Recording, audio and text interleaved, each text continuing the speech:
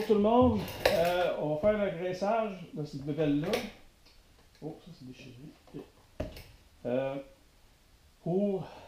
Il y a des affaires, du graissage de berry de roue. Première affaire à faire, c'est sûr, c'est d'enlever la roue. Elle a un petit peu de lousse, on va voir si on juste en mettant de la graisse là, on va être capable d'enlever le lousse.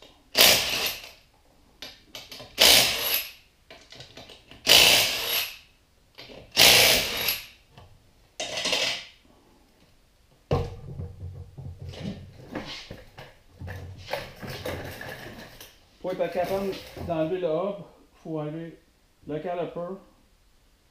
Pour être capable d'enlever le caliper, il faut enlever la tie rod. Une cotter pin là. Une cotter pin d'enlever.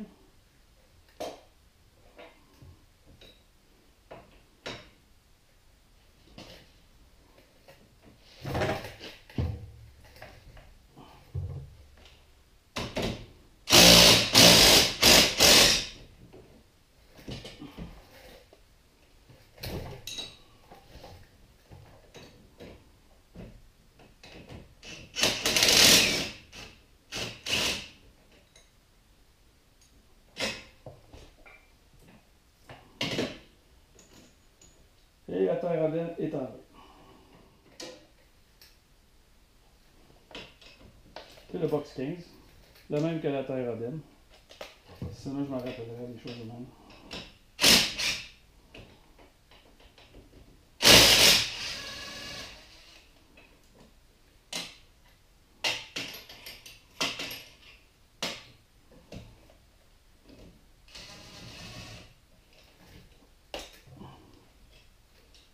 La roue du caliper est enlevée.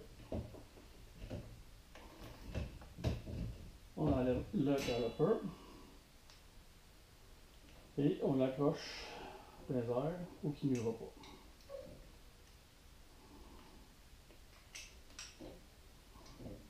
Comme ça. Là, la prochaine étape, c'est d'enlever ça.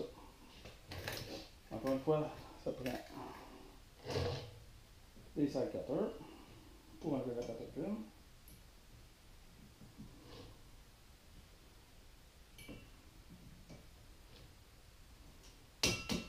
Tape par en haut.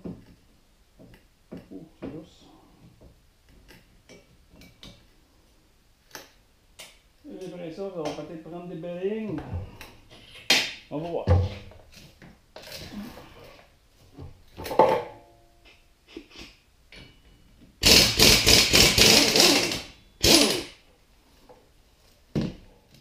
On va mettre un up pour être capable de donner une coupe de tape sur l'axle pour qu'il rentre un peu.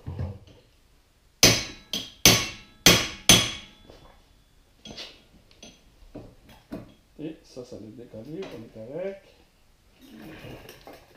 Commencez par essayer de faire vibrer là.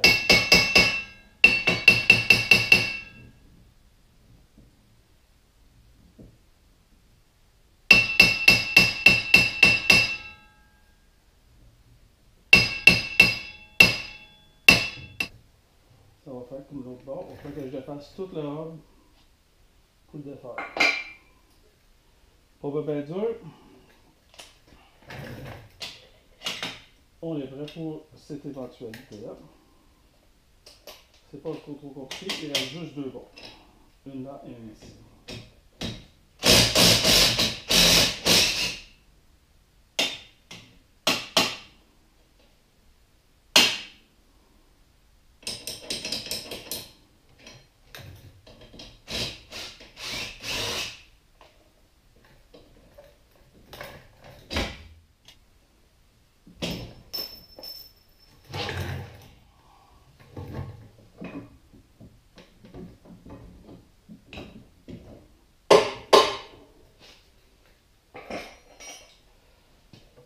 Là, mon problème, c'est d'enlever ça de là. C'est jamais bien tête. On va aller sur l'établi et on va continuer. Ce que j'ai fait, j'ai supporté mon 10. Puis je vais fesser sur la partie, celle-là, dans ces régions-là. Donc, vous voyez, c'est flush en dedans. J'ai mis un petit peu de jus de pénétrant. Je vais en mettre d'autres. Et on recommence.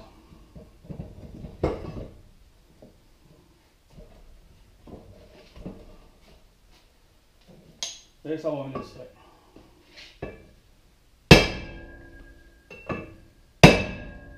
On va regarder voir si ça bouge. Et je pense que ça bouge. Mais pour que ça soit facile, je vais aller chercher un plus gros marteau. Ça, c'est un vrai marteau.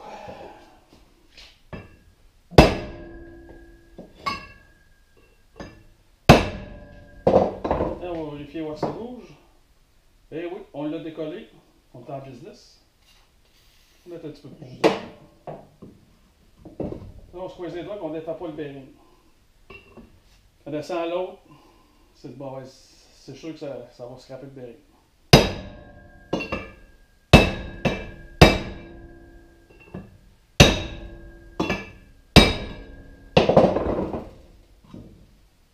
Oh, ça s'en est tranquillement pas vite.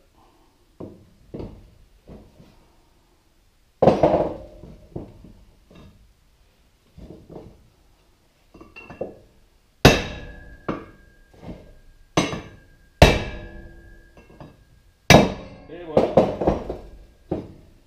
Ah, c'était un peu, j'ai réussi à le défaire sans le briser. Excellent. Parce que là, on va être capable d'essayer le nouvel outil, ce bearing, qui est techniquement lousse. Je ne sais pas si vous le voyez. Pouvoir.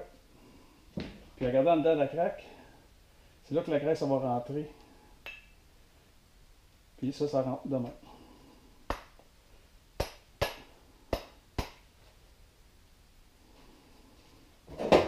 Essayez qu'à l'essayer.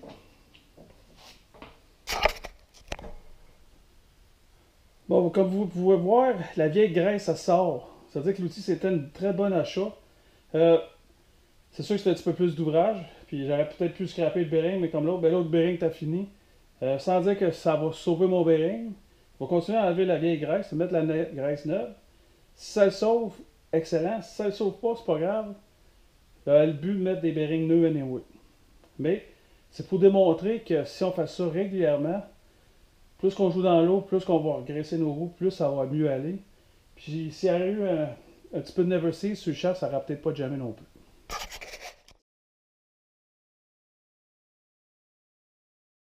Là-dessus. Bon, pour enlever le bearing, on enlève la C-clip avec une paire de pinces et on l'enlève avec des tournevis. Ça sert pour enlever le bearing. Il y a un outil pour l'enlever, mais comme c'est un bearing qu'on change puis qu'on s'en contrefoute un peu, on va fesser dessus. Polaris, ils disent, eux autres, de prendre un punch et venir là, et ici, et là. Ça va très mal. Ça pourra faire la job, mais je vous confirme que ça va pas bien. Vous avez un vieux box, fait dans le trou, sur le bearing. On va tasser le bloc tout de suite.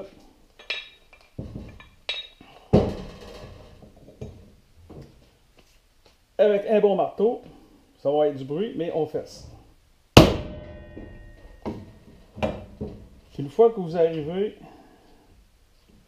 proche, là, il ne peut plus descendre plus loin parce qu'il y a cote là-dessus. On vient l'accoter sur des blocs de bois comme ça. On met notre box de même. On tient nos morceaux. On met notre box à sa place et je vais vous montrer que ça marche. Le bearing est en train de sortir. C'est-tu la manière de le faire si on avait un outil pour, comme un puller à bearing? Non. Mais c'est pas mal plus vite. Et voilà. Pas plus compliqué que ça. À cette heure, pour l'installation de ça, d'un nouveau bearing, je vais vous le montrer. Première des choses, on va nettoyer ça. Vous allez revenir quand ça va être propre.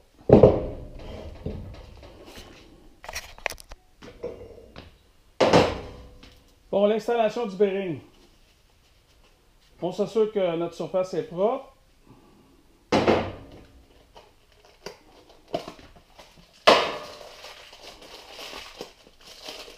sort les bearings des sacs. Si vous voulez le numéro de la pièce, c'est celui-là. Ça coûte seulement 4 $ au lieu de 60 que Polaris. Du jobber, oui, mais ça fait la job. Ça, c'est mon outil pour installer mes bearings. Première affaire qu'on va faire avant, on va rentrer notre bearing à la main et on va le taper doucement pour le commencer, pour être sûr qu'il est bien droit. Avec un marteau de plastique et non de métal. Prenez pas ça, ça va le briser. Un marteau de plastique. Vous n'avez pas un marteau de plastique, prenez un morceau de bois et tapez. C'est juste pour le partir, pour être sûr qu'il est droit. Une fois que ça c'est fait, on le rentre dans notre outil.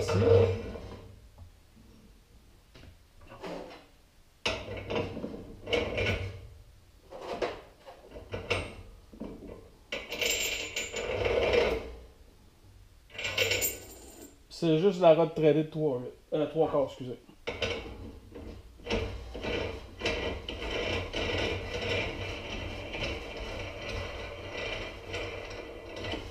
Et la raison pourquoi que la rod est longue, c'est pour, quand je les enlève, j'ai un tuyau que je pousse le bearing dedans.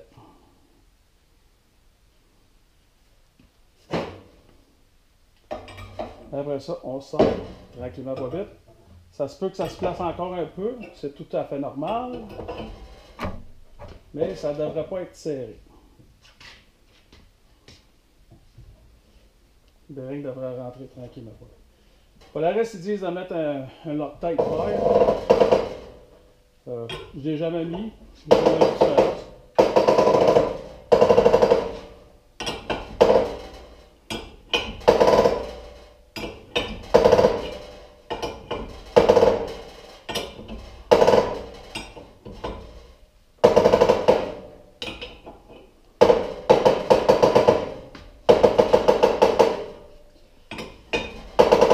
Serrer un peu. Bon, mon washer, mon spacer il rentre sans briser rien. N'oubliez pas que votre bearing, il faut qu'il descende plus bas que la lèvre pour insérer le C-clip. Puis je vais vous le montrer comment l'installer sans outil spécial. Oh!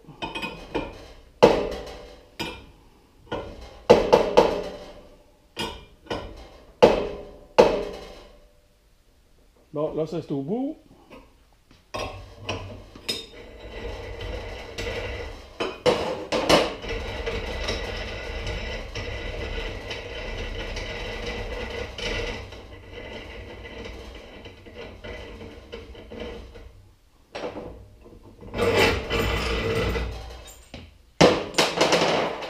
On confirme qu'on peut rentrer. Oh, pas sûr, pas sûr. Non, notre bearing n'est pas assez encore. On recommence. On continue.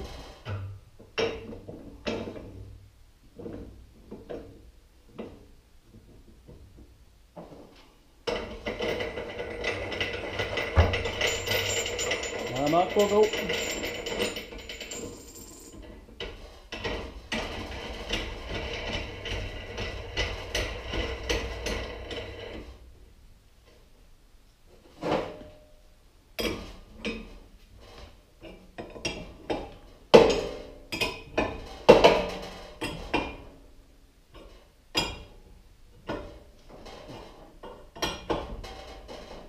Là, je suis au bout.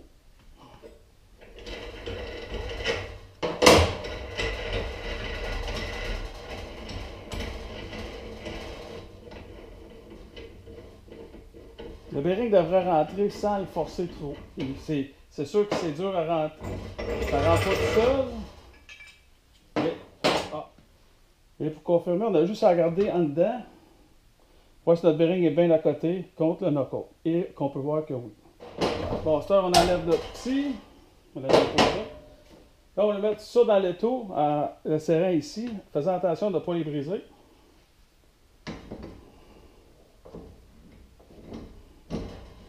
Et non de trop serrer. Juste assez solide qu'on soit capable J'essaie d'installer ça sans une paire de snap-ring. Avec nos doigts, non. Une paire de pinces, un marteau. Vous voyez que juste pour vous le montrer encore, on le rentre et on le squeeze, on pousse ça par là et on le squeeze le plus qu'on peut à main pour qu'il descende par en bas. Oh! Hey, vas-tu rester là, toi? Une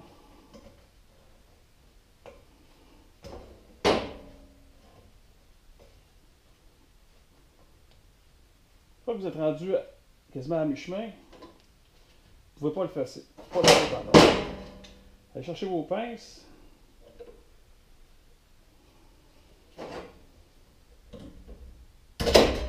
Donnez des petites tapes tranquillement.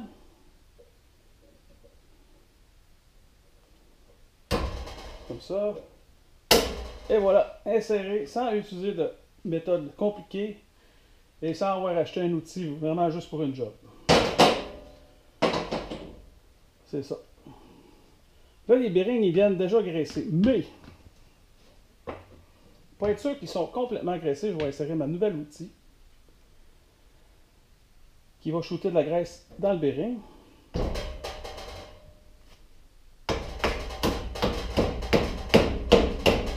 Pour être sûr de ne pas avoir de surprise tout à l'heure.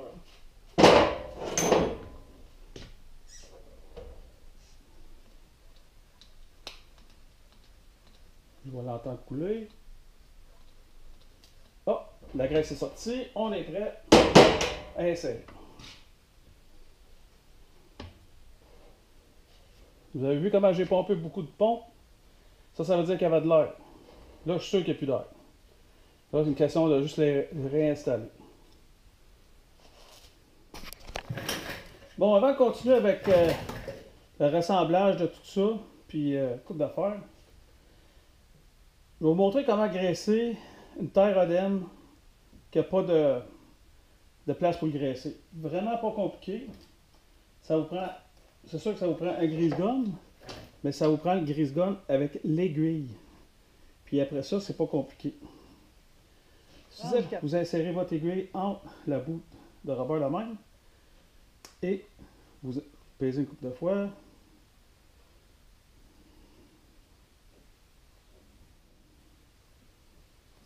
Et c'est pas plus compliqué que ça. Nettoyer, vous enlevez la graisse d'extra. Et voilà. Une terre odem graissée qui n'est pas graissable. Pas plus compliqué que ça. Là, je vais continuer, je vais graisser le reste. Pour ça, je vous ramène pour faire l'assemblage. Bon, on va installer tout ça. On va réinstaller notre rigging. Première affaire qu'on va faire, c'est qu'on va prendre notre hub. Oh, non. Ça, c'est la deuxième chose. Première chose, on va mettre un petit peu de graisse. Pas de graisse, mais du Never Seas. En français, ils appellent ça antise. Sur nos splines. Pour que ça soit capable de se faire pour la prochaine fois.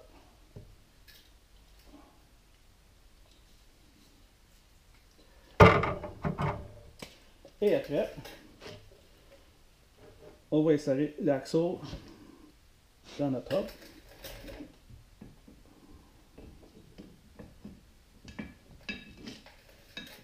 Comme ça.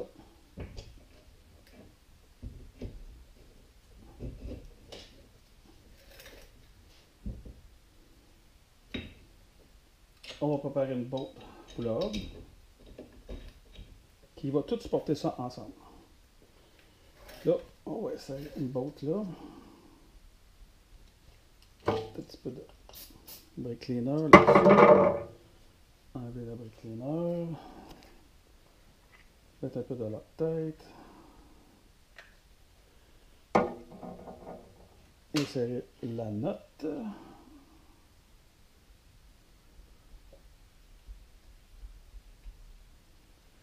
Et avec une clé 13 mm et un box 13 mm, on va insérer, têter la botte. Je vais vous faire les torques plus tard, puis ça devrait être écrit présentement à l'écran. On va prendre la table du bas, on va l'aligner dans notre hub.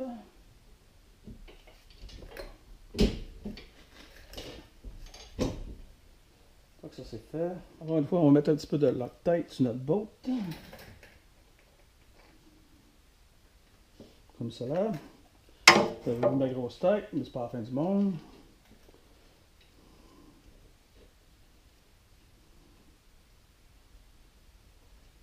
Encore une fois, on va la têter.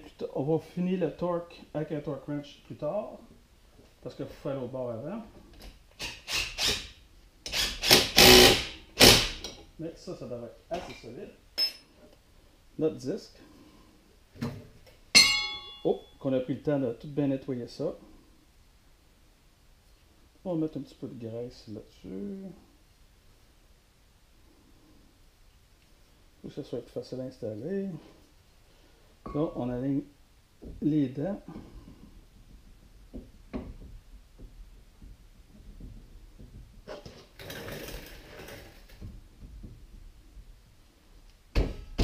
Comme ça. Vous voyez, c'est supposé de sortir. Ça fait pas trop longtemps que c'est là. Bon, là, la partie à faire attention, ces disques-là, ces deux washers-là, c'est des washers spéciaux. Donc, comme une petite curve de même en U, les deux. La partie qui est en l'air du U va vers l'extérieur. De même. Et la grosse note.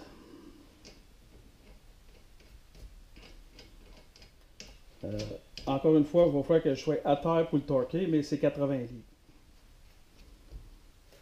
Et on sort notre impact d'une demi.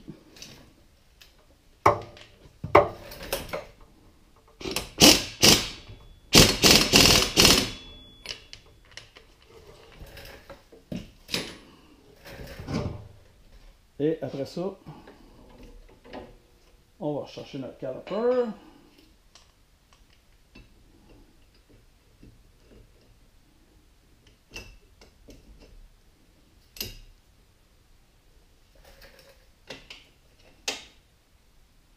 Avec nos deux notes de caliper. On va mettre un petit peu de pas Never Seas, mais de Loctite. Ça sera bien embarrassant de perdre des briques sur le bord de la trail.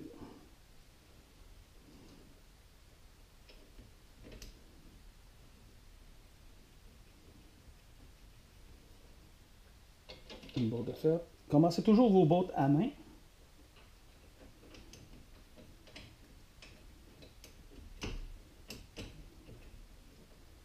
Demain, vous n'auriez jamais de surprise. Et voilà. Présentement, il faut changer le box. 15.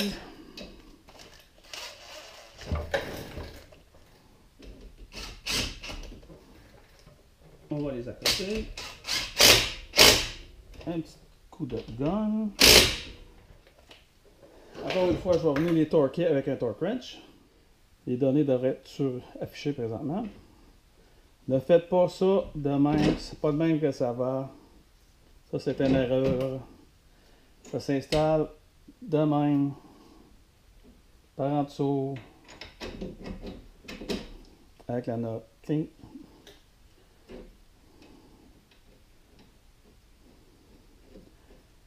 Ah, puis ce bout-là de Tyroden, il se graisse pareil comme les ball joints, avec une petite aiguille.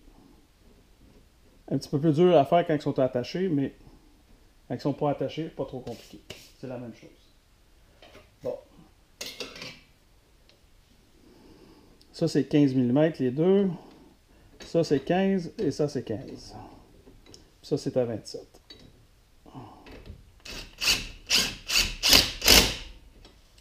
Oui, je vais être obligé de revenir enlever ça pour traiter ça, mais c'est pour but de démonstration pour vous autres. Une fois que ça c'est torqué au bon spec, n'oubliez pas de mettre votre cutter pin.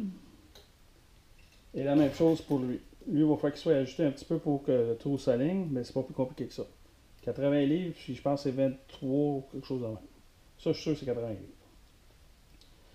Puis avant d'aller nulle part, tirez-vous de peser sur vos briques parce qu'ils sont lousses. ça pédale à briques. Allez pas jusqu'au fond, juste pomper tranquillement jusqu'à temps que vous sentez les briques. Après ça, il vous reste juste à remettre votre roue, une fois que tout ça c'est torqué aux spécifications avec un torque wrench. Vous remettez votre roue. Si vous avez des roues d'aluminium, c'est un torque spécial. Si c'est des roues de métal, c'est un autre sorte de torque. Suivez votre livre de machine et vous ne devriez pas avoir de trouble. Merci beaucoup d'avoir suivi. À la prochaine.